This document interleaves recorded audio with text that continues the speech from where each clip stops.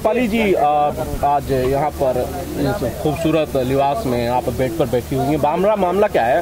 वो सब तो ठीक है, मैं खूबसूरत लिबास में बेड पे बैठी हूँ। आप मेरे बेड पे कैसे आ गए? नहीं, मुझे तो जबरदस्ती बिठाया गया इंटरव्यू करने के लिए। अच्छा।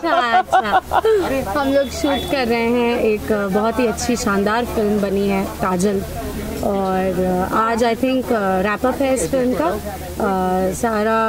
सारे सीन, सारे गाने, सारे सीक्वेंसेस कंप्लीट हो चुके हैं। बहुत शानदार फिल्म बनी है, सिर्फ मेरा गाना बचा था और उसको अभी हम लोग शूट कर रहे हैं, और इसके बाद बहुत जल्द ये फिल्म तैयार हो जाएगी थिएटर में। आप लोग जाके देख सकते हैं इसको। आम्रपाली जी, वैसे बेसिकली आप जब भी आपने आइटम सॉन्ग किया, बड़ा धमाल हुआ है, बड़ा धूम हुआ है, ये सबने देखा, बहुत सारे रिकॉर्ड टूटे हैं, तो इस फिल्म से भी क्या वैसी ही कुछ उम्मीद करती हैं, इस गाने से स्पेशली? मैं यही कामना करती हूँ कि मेरे गाने जैसे हमेशा सबको अच्छे लगते हैं, वो इस फिल्म का गाना भी सबको उतना ही अच्छा लगे, और बेटरमेंट हो इस फिल्म के लिए मेरा गाना। इस फिल्म की जो हीरोइन है काजल, मुझे बहुत प्यारी लगती है वो लड़की, और आई जस्ट होप कि ये फिल्म उसके लिए एक माइलस्टोन हो और वो बहुत आगे जाए अपनी लाइफ में। आपको ये गाना आप तक कैसे पहुंचा आम्रपाली जी? किसने आपको अप्रोच किया कि भाई? एक्चुअली हम लोग शूटिंग कर रहे थे गबरू फिल्म की, और उस सेट पर मेरे साथ माया जी भी थी, माया यादव जी, वो मेरी मदर का कैरेक्टर प्ले कर रही थी। तो उन्होंने मुझे बताया कि ये फिल्म के मेकर्स एक गाना करवाना चाहते हैं, आपसे बात कर लीजिए। तो उसी सेट पर आए थे हमारे डायरेक्टर सर और प्रोड्यूसर सर, वहीं पर हमारी मुलाकात हुई। आपको पता है इस फिल्म में काजल राघवानी ने भी एक गाना किया है, आम्रपाली दुबे एक गाना कर रही हैं। प्रोड्यूसर साहब ये कह रहे हैं, मेकर से कह रहे हैं कि ये हमारी फिल्म के लिए सबसे बड़ा एडेड एडवांटेज ये होगा। आम्रपाली जी को क्या लगता है कि बेसिकली सिर्फ दो गानों के बारे में, दो अगर गानों की बात करें तो इससे फिल्म को कितना फायदा हो सकता है इन थिएटर्स? आई थिंक एक फेस वैल्यू होती है जिसको देख के लोग एक अच्छी स्क्रिप्ट देखने चले जाते हैं। मैं ये हमेशा बिलीव करती हूँ कि अगर कोई पोस्टर पर अगर कोई नया चेहरा है जिसको ऑडियंस बहुत ज़्यादा अभी नहीं जानती, तो उन्होंने बहुत कमाल की फिल्म भी बनाई होगी, तो अभी ऑडियंस तक पहुँचेगी कैसे?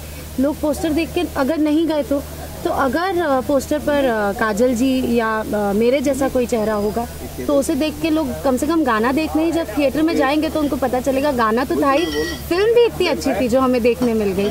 सो आई थिंक फेस वैल्यू बहुत असर करता है एक अच्छी स्क्रिप्ट पर। वैसे आम्रपाली जी, आपने बहुत सारा वेट लॉस किया है, आप बहुत स्लिम लग रही हैं। ये जो मिशन शुरू किया था आपने, वो कंप्लीट हो गया है, अभी अंडर प्रोसेस है? अभी भी काम चालू ही है, अभी भी मैं चाहती हूँ कि और थोड़ा वर्कआउट करूँ और अपनी हेल्थ पर ध्यान दूँ, एंड वेट लॉस नहीं, बेसिकली फिट होना चाहती हूँ मैं, ताकि मैं हेल्दी रहूँ। पतला और मोटा और वो सब से मुझे फ़र्क नहीं पड़ता, मुझे हेल्दी रहना बहुत ज़्यादा फोकस्ड मेरा उस पर है। तो अब आम्रपाली जी, और कौन कौन सी फिल्में जो आपकी शूट चल रही हैं या फिर आने वाली हैं? अभी बहुत सारी फिल्में आने वाली है। इस बार मैं कई सारी फिल्में नए डायरेक्टर्स के साथ, नए एक्टर्स के साथ करने जा रही हूँ इस साल, और बहुत सारी फिल्में दिनेश जी के साथ भी कर रही हूँ। पवन जी के साथ एक फिल्म करने जा रही हूँ मई में। एक फिल्म की बात हो रही है खेसारी जी के साथ, बहुत सारी फिल्में हैं और अभी तक सबके टाइटल भी नहीं पता है मुझे, बट ये साल बहुत अच्छा रहने वाला है, इसमें बहुत सारी अच्छी बड़ी फिल्में आ रही हैं। वैसे आपकी फिल्म लंदन रिलीज पे है, निरुआ चला लंदन रिलीज पर है, बस कुछ दिन बचे हुए हैं, कई बार फिल्म की डेट शिफ्ट की गई है, आपको लगता है कि ये नहीं होना चाहिए था? आई थिंक सो कि नहीं होना चाहिए था, किसी भी फिल्म के साथ ऐसा नहीं होना चाहिए कि आज रिलीज़ हो रही है, कल रिलीज़ हो रही है, बिकॉज ऑडियंस बहुत एक्सपेक्ट करते हैं। लेकिन बहुत मेजर टेक्निकल इश्यूज़ था जिसकी वजह से ऐसा करना पड़ा हम लोगों को, और फाइनली जब हम फिल्म रिलीज़ करने जा रहे थे तो इतनी ठंड पड़ रही थी कि वी वर वेरी श्योर कि कोई थिएटर तक पहुँच ही नहीं पाएगा।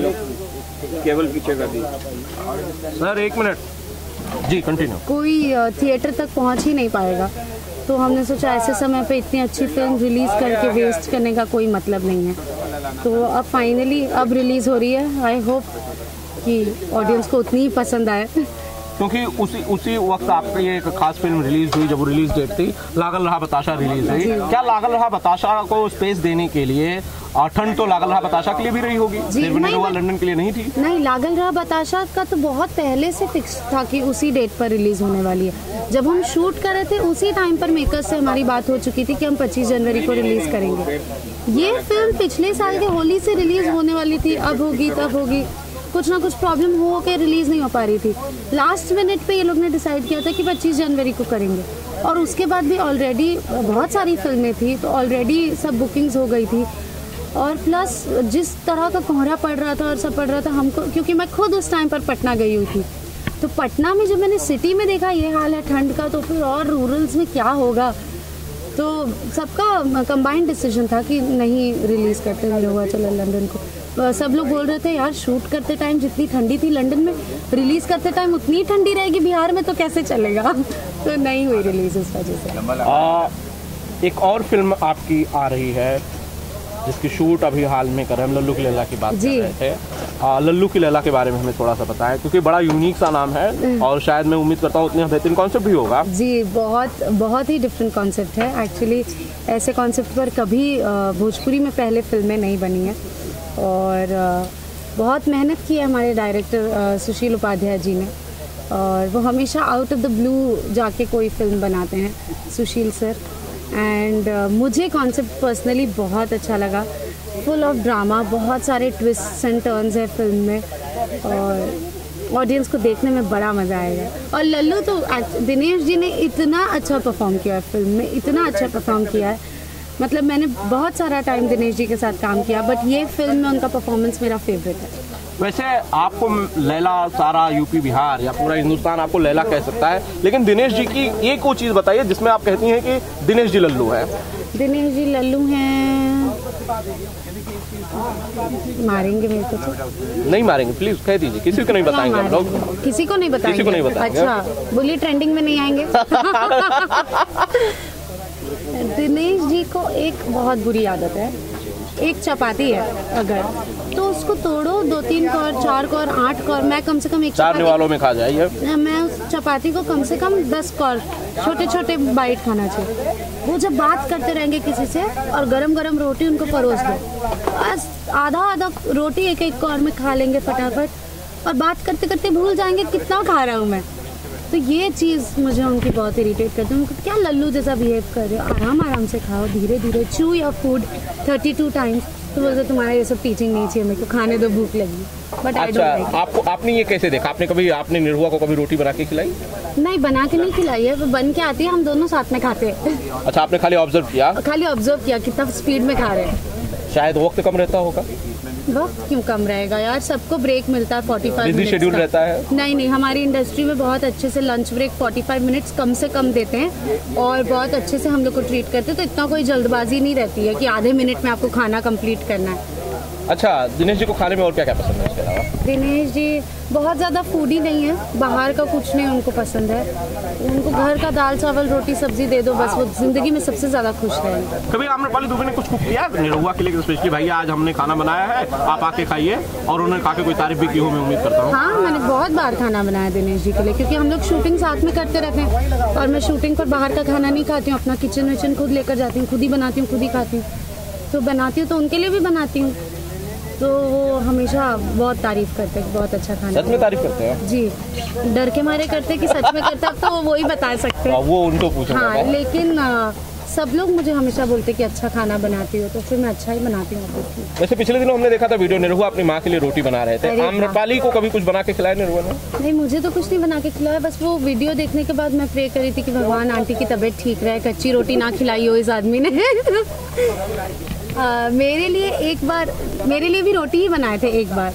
हम लोग हैदराबाद में शूट करे थे, यानम में, और साउथ में जब शूट करने जाते हैं हम लोग, सुबह भी इडली, शाम को इडली, दोपहर को इडली, इतना इडली खिला देते ना, तब इडली उसके बाद लगता है साल भर कम से कम इडली ना खाऊं मैं। तो वहाँ पर हम लोग आटे का पूरा 10 किलो का वो पैकेट लेके रोज़ मैं खाना बनाती थी। एक दिन मैं इरिटेट हो गई, मैं बोला यार मैं रोज़ खाना बना रही हूँ, आपको थोड़ा ऐसा नहीं लगता है कि आपको भी हेल्प करनी चाहिए? तो उस दिन रोटी बना के खिलाए थे मुझे, मस्त गोल रोटी एकदम। अच्छा, और आप खा के भी आपको कुछ नहीं हुआ? नहीं, मुझे कुछ नहीं। ये बात। अच्छा, अभी दिनेश जी का एक दिन पहले ही बर्थडे था जी। हमने देखा कि बहुत सारे स्टार्स, पूरी इंडस्ट्री आई हुई थी। वैसे आम्रपाली ने गिफ्ट क्या दिया निरहुआ को, ये बहुत सारे लोग जानना चाहते हैं। इस बर्थडे पर निरहुआ को आम्रपाली दुबे ने क्या गिफ्ट दिया? मैंने अभी तक उनको कुछ गिफ्ट नहीं दिया है। क्यों भाई? क्योंकि मैं उनके लिए एक सरप्राइज प्लान कर रही हूँ, पर आप लोगों को बता दूंगी तो उनको पता चल जाएगा। वैसे जब तक ये आएगा, कब तक आएगा? नहीं, बहुत टाइम जाएगा इसमें। मैं दिनेश जी को एक वेकेशन पर लेकर जाना चाहती हूँ। मैं, दिनेश जी और भी हमारे सब दोस्त, हम सब कम से कम 5 दिन की छुट्टी लेके हम लोग बाली या मालदीव्स कहीं जाना चाहते हैं, और वो मैं प्लान कर रही हूँ। तो वो मैं अगर गिफ्ट दे देती तो फिर बहुत ज़्यादा खर्चा एक साथ हो जाता। तो मैं सिर्फ वेकेशन पे प्लान कर रही हूँ अभी, और वेकेशन पर लेकर जाऊँगी दिनेश जी को, बिकॉज इतना बिजी स्केड्यूल रहता है और डे नाइट शूटिंग करते रहते हैं। तो मैं चाहती हूँ कम से कम 5-6 दिन एक हॉलीडे लें और एंजॉय करें अपना लाइफ। थोड़ा उनको हॉलीडे लेना चाहिए। तो और आपको लगता है आपके सारे प्रोड्यूसर्स ऐसा अलाउ करेंगे? क्यों नहीं, पहले रिक्वेस्ट करेंगे, उसके बाद हाथ जोड़ेंगे, पैर पड़ लेंगे, जाने दो भाई, प्लीज छोड़ दो, 5 दिन के लिए छोड़ दो। नहीं, बहुत अंडरस्टैंडिंग प्रोड्यूसर्स है, छोड़ देंगे। हीरो वर्दीवाला के बाद एक नया ट्रेंड शुरू है भोजपुरी सिनेमा में, वेब सीरीज की। उसके बारे में क्या कहती हैं आम्रपाली? मुझे बहुत खुशी होती है देख के, जब नए नए जॉनर्स में, जैसे हम जितने एक्टर्स हैं, टचवुड वैसे भी सबके सब हमेशा बिजी रहते हैं, बट जितने अलग अलग जॉनर्स खुलेंगे काम करने के लिए, टीवी सीरियल्स से लेके वेब सीरीज से लेके फिल्म से लेके सब कुछ, तो हर कोई उतना ज़्यादा काम करेगा। और जो आदमी प्रैक्टिस करता रहता है एक्टिंग करने की, काम करने की, उसका काम और निखरता है। तो आई थिंक ऐसे प्लेटफॉर्म्स जब आएंगे तो बहुत अच्छा होगा पूरी इंडस्ट्री के लिए।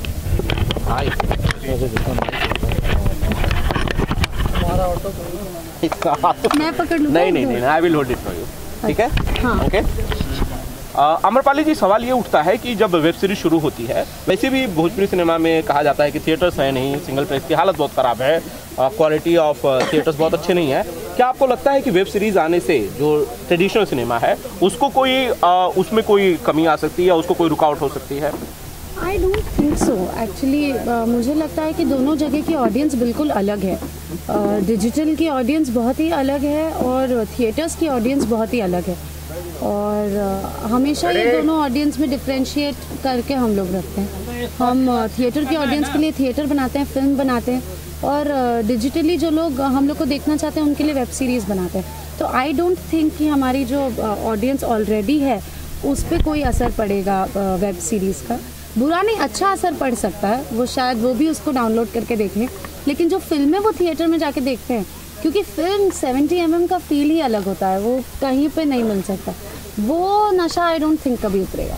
हीरो वर्दीवाला के बाद क्या किसी और वेब सीरीज का ऑफर आया है आम्रपाली को? जी, बहुत, एक्चुअली पहले भी बहुत आ रहे थे, लेकिन हम लोग ने रोक कर रखा था। हम देखना चाहते थे कि हीरो वर्दीवाला का कैसा रिस्पॉन्स है और क्या है, and touchwood by God's grace इतना अच्छा रिस्पॉन्स आया है कि अब हम लोग वेब सीरीज़ करना शुरू करेंगे। नेटफ्लिक्स के लिए भी वेब सीरीज़ कर रहे हैं, बहुत सारे अलग अलग प्लेटफॉर्म्स के लिए वेब सीरीज़ करना अब हम शुरू कर रहे हैं। जब आम्रपाली वेब सीरीज में बहुत सारा बिजी हो जाएंगी तो इस सिनेमा को थोड़ा कम वक्त दे पाएंगे शायद? नहीं, ऐसा कभी नहीं होगा, ऐसा बिल्कुल नहीं होगा। हम लोग फिल्म्स को हमेशा प्रायोरिटाइज करेंगे, बिकॉज़ ये मेरा पहला प्यार है। सिनेमा को सेकेंडरी में कभी नहीं रख पाऊंगी, तो फिल्म्स पे हमेशा उतना ही प्रायोरिटी रहेगा। अच्छा, दिनेश जी का अभी बर्थडे हुआ हाल ही में, पूरी इंडस्ट्री आई हुई थी, खेसारी लाल यादव नजर नहीं आए वहाँ पर। कोई बहुत सारे ऑडियंस पूछ रहे हैं, फैंस पूछ रहे हैं कि खेसारी क्यों नहीं आए? जी, क्योंकि हमने खेसारी जी को पर्सनली कॉल किया था, 2-3 बार कॉल किया था, लेकिन उन्हें जाना था शायद मलेशिया। हाँ, मलेशिया में उनका शो है, तो उन्होंने फ़ोन पे बोला भी, अरे आई एम एक्सट्रीमली सॉरी, मैं नहीं आ पा रहा हूँ। उनका खुद का बहुत मन था आने का, लेकिन शो में उनको जाना था, वहाँ पे उनकी व्यवस्था थी और काम कर रहे हैं, तो उस बीच में हमने उनको पार्डन तो कर दिया, लेकिन आएंगे तो उनको अलग से पार्टी देंगे और उनसे गिफ्ट भी लेंगे। अच्छा, जब कोई एक सारी इंडस्ट्री नजर आती है, कोई पर्टिकुलर स्टार नहीं नजर आता, तो लोग समझते हैं शायद सब कुछ ठीक नहीं है। ऐसा झगड़ा चल रहा है, कुछ झगड़ा चल रहा है। इतना फालतू टाइम इधर किसी के पास नहीं है एक दूसरे से लड़ने का। लेट मी टेल यू, यहाँ पे सब लोग अपने अपने काम में बिजी है और किसी के पास इतना टाइम नहीं है कि उससे बैठ के लड़ाई करो, इससे बैठ के बुराई करो, वो सब नहीं करता है कोई यहाँ पे। खास तौर पर तब जब अनाउंस होती है फिल्म की सैया अरब गई लेना करेंगे खेसारी, और बाद में अरब जाते हैं दिनेश जी, उसके बाद भी ऐसा तो आई थिंक पहले से चला आ रहा है। बहुत सारी फिल्में, बलम जी लव यू दिनेश जी करने वाले थे, वो खेसारी जी ने कर ली। पटना से पाकिस्तान खेसारी जी करने वाले थे, दिनेश जी ने कर ली। बहुत सारी फिल्में आई थिंक एक प्रोड्यूसर और एक एक्टर के टर्म्स को मैच होना ज़रूरी है। अगर एक प्रोड्यूसर के टर्म पे एक एक्टर कंफर्टेबल नहीं है और एक एक्टर के टर्म पे एक प्रोड्यूसर कंफर्टेबल नहीं है, तो पक्का उन लोगों को एक दूसरे के साथ काम नहीं करना चाहिए। और एक अच्छी स्क्रिप्ट किसी एक्टर का वेट नहीं करती। अगर मैं कोई अच्छी स्क्रिप्ट को मना कर दूंगी तो इसका मतलब ये नहीं है कि लाइफ में कोई और हीरोइन उस फिल्म को नहीं करेगी। एक अच्छी स्क्रिप्ट है, वो फिल्म बनेगी और मैं नहीं करूँगी तो कोई और करेगा, कोई और नहीं करेगा तो कोई और करेगा। ऐसा हमेशा चला आता है। और ये सब को बर्थडे पार्टी से तो मिक्स करने की ज़रूरत नहीं है, क्योंकि हमने जिस लोकेशन पर अरब का मुहूर्त किया था उसी लोकेशन पे 5 दिन बाद मेरा बर्थडे सेलिब्रेट किया गया था सिलवासा में। और वहाँ पर भी दिनेश जी थे, मैं थी, अरब के पूरी टीम थी और खेसारी जी आए थे। बहुत प्यार से हमारे साथ उन्होंने जन्मदिन सेलिब्रेट किया था और बहुत सारी दुआएं दी थी हमको भी और अरब फिल्म को भी। वैसे बवाल तो ये भी है कि खेसारी जी पर विनय बिहारी जी ने 3 टॉवर वाले बयान को लेकर टारगेट किया था और उसके बाद खेसारी जी ने जवाब दे दिया। आम्रपाली को क्या लगता है कि सही कौन है? मैं तो पहले टावर ढूंढ रही हूँ, कहाँ है ये टावर? ये टावर कहाँ है जो मुझे दिखते नहीं है? ये सब बकवास है यार, पता नहीं क्यों करते हैं ऐसे लोग। चाहे उन्होंने टावर वाली बात की, वो भी बकवास थी, या इनको उस बात से इतने टाइम बाद तकलीफ हुई, वो भी बकवास है। ये क्या होता है यार? आप या तो उसी टाइम पर रिएक्ट कर दो या तो फिर कभी रिएक्ट मत करो। जिस टाइम पर टावर वाली बात हुई थी उस टाइम पर पूरी इंडस्ट्री ने विरोध किया था, और जब विरोध किया था तो उसी टाइम पर उनको भी कर देना चाहिए था। अब अचानक 6 महीने बाद जाके उस बात पर रिएक्ट करने का क्या मतलब है, मुझे अभी तक समझ में नहीं आया। So I don't know what is happening. ये जो भी हो रहा है बहुत गलत है, ऐसा नहीं करना चाहिए लोगों को। हमारी बहुत छोटी सी प्यारी सी इंडस्ट्री है, हमको प्यार से ही रहना चाहिए। और मैं बहुत अपसेट हो जाती हूँ ये सब देख के, और मुझे बिल्कुल पसंद नहीं आता किसी का भी ऐसा बिहेवियर। आखिरी सवाल, आपने कहा कि आप टावर वाली बात, टावर कहाँ है? आपको नहीं लगता दिनेश निरुआ, पवन सिंह भोजपुरी इंडस्ट्री के टावर है? आम्रपाली को नहीं लगता? मुझे लगता है कि वो तीनों इस इंडस्ट्री के सबसे बड़े सुपरस्टार हैं और उसके लिए मैं उनको बहुत रिस्पेक्ट करती हूँ। और सुपरस्टार्स को सुपरस्टार्स ही रहना चाहिए, टावर और फॉर्च्यूनर और कुछ नहीं बनना चाहिए। Thank you. उन्होंने आरोप लगाया कि तीनों सुपरस्टार्स गाने चोरी करते हैं। क्या आम्रपाली भी बहुत सारी गानों का हिस्सा रही है? दिनेश का नाम लिया उन्होंने, पवन जी का नाम लिया, खेसारी का तो नाम लिया है। आम्रपाली को लगा कभी दिनेश जी ने कोई गाना चुराया है? एक्चुअली ये मुझे आज तक यही नहीं समझ में आया कि कौन सा गाना पहली बार बना है यहाँ पर, अभी तक नहीं समझ में आया मुझे। हम लोग जितने भी गाने बनाते हैं भोजपुरी में, जितने गाने 99.9% गाने हमारे ही कई सदियों से चले आ रहे जो फोक सॉन्ग्स हैं उन्हीं पर गाने बनते हैं। आप कोई गाना उठा के देख लीजिए, आपको या तो कोई फोक धुन मिलेगी या तो कोई फोक सॉन्ग मिलेगा जो भगवान श्री राम के टाइम से धुने सुने बोली जा रही है कि चलती है। और मेरी दादी और मेरे परदादी वो लोग जो धुन गाती हैं उस पर गाना बन रहा है। तो कौन क्लेम कर सकता है कि इस पर कॉपीराइट्स किसका है और ये किसकी धुन है और किसके लिरिक्स हैं? तो फर्स्ट टाइम क्या बनता है तो मुझे आज तक पता ही नहीं चला। तो इस बारे में मैं बता नहीं सकती कि चोरी हुआ है कि नहीं, क्योंकि मेरे को पहली बार का मालूम नहीं है। एक आखिरी सवाल फिल्म से रिलेटेड, इसमें आदित्य मोहन आपके साथ ऑपोजिट फीचर करेंगे इस गाने में, और आदिल जी इसके प्रोड्यूसर, इन दोनों के बारे में आप क्या कहते हैं? मुझे बहुत अच्छा लग रहा है ये लोग के साथ काम करके, बिकॉज बहुत ही क्या मुझे बहुत अच्छा लग रहा है ये लोगों के साथ काम करके, बिकॉज हम लोग ने जब फिल्म के बारे में मैंने सुना था, डायरेक्टर ने मुझे इस फिल्म की कहानी के बारे में थोड़ा बहुत ब्रीफ किया था, तो मुझे बहुत अच्छा लगा। बहुत ही एक स्ट्रॉन्ग कहानी है और बहुत ही स्ट्रॉन्ग कहानी है और ऐसी स्क्रिप्ट का पार्ट होके मुझे बहुत अच्छा लग रहा है। Thank you Amrapali ji, thank you so much.